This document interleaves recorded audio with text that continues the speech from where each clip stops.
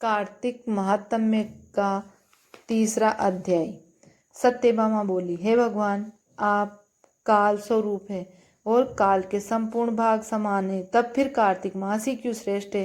हे देव, सब तिथियों में एकादशी और सब महीनों में कार्तिक का महीना ही आपको प्रिय है। श्री कृष्ण बोले, हे कांते, तुमने अच्छा प्रश्न किया। एकाग्रचित्त होकर बेन के पुत्र पृथु और महर्षि नारद का संवाद सुनो, जिसे पहले पृथु ने नारद से पूछा। तब नारद जी ने कार्तिक मास की श्रेष्ठता कही। नारद जी बोले, पहले सागर का पुत्र शंख नामक राक्षस त्रिलोकी के मंथन में समर्थ हुआ। उसने संपूर्ण देवताओं को जीत स्वर्ग से निकाल लिया। इंद्रादि संपूर्ण लोकपालों के अधिकार अपने हाथ में कर लिए। सब देवता उसके भय के मारे अपने अपने स्त्री पुत्र आदि लेकर बहुत वर्ष पर्यंत सुमेरु पर्वत की गुफाओं में वास करते रहे।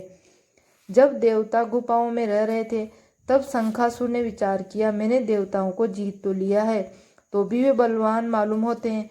हाँ, अब जान पड़ा कि वे सब वेद मंत्रों से युक्त हैं। इससे उनके वेद मंत्रों का हरण करने से वे सब बलहीन हो जाएंगे।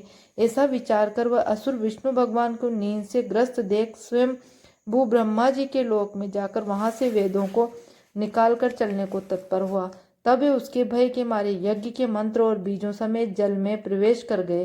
तब तो वह शंखासुर भी उन्हें ढूंढता हुआ समुद्र के भीतर विचरने लगा, परंतु वेद एक स्थान पर कहीं भी प्राप्त न हुए।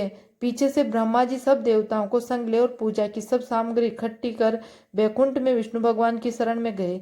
वहां उनके जगाने के निमित्त सब देवता गाने बजाने लगे और गंध धूप बार बार देने लगे। उनकी भक्ति से संतुष्ट होकर भगवान ने नेत्र खोले।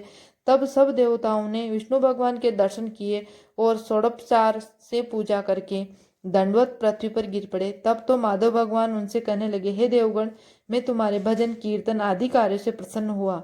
मैं आप लोगों की मनोकामना पूर्ण करूंगा। आश्विन शुक्ल पक्ष की एकादशी से देवउठनी एकादशी तक पहर भर रात्रि रहे। तब से जो मनुष्य तुम्हारी तरह भजन और कीर्तन करेंगे, वे मुझे प्रसन्न कर मुझे प्राप्त होंगे। शंखासुर जिन वेदों को हर लाया है, वे सब जल में स्थित हैं। उन्हें मैं शंखासुर को मारकर लाऊंगा। अब से बीज मंत्र समेत सब वेद प्रतिवर्ष कार्तिक के महीने में सदा जल में निवास करेंगे। मत्स्य रूप धारण कर मैं जल में जाता हूँ। तुम संपूर्ण मुनियों को लेकर संग आओ। इस लोक में जो अच्छे मनुष्य प्रातः काल स्नान करते हैं, वह निश्चय अक्षत स्नान के फल को प्राप्त होते हैं। जो कार्तिक में सदा व्रत करते हैं, उनके हे इंद्र, तुम मेरे लोक में पहुंचा दिया करो। हे यम, तुम सदा उनकी विघ्नों से रक्षा करते रहो। और हे वरुण, तुम उनको पुत्र पौत्र आदि देते रहो। हे कुबेर, तुम उनकी धन वृद्धि करो, जिसे मेरा रूप धारण कर साक्षात जीवन मुक्त हो जाए। और हे अन्य देवताओं, जो जन्म से मरण तक उन बातों को धारण करते हैं, वे तुम्हारे द्वारा भी पूज्य हैं।